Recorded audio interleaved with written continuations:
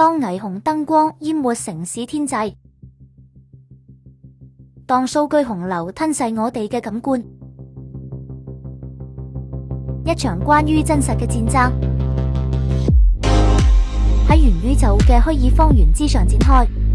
呢度嘅建築唔係鋼筋水泥，係一行行跳動嘅代碼。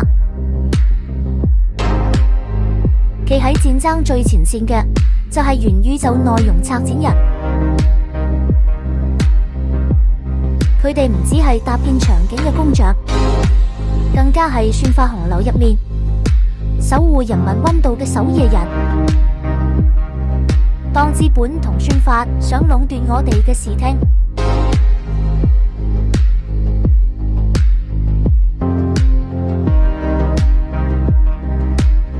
當人漸漸變得麻木，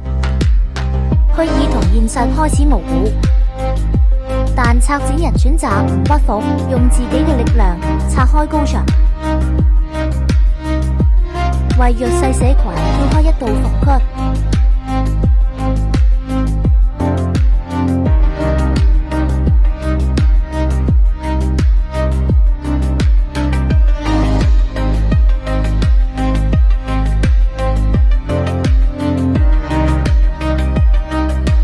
就從來唔係逃避現實嘅烏托邦，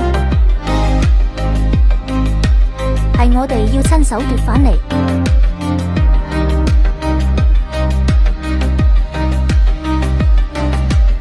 屬於人嘅精神疆環，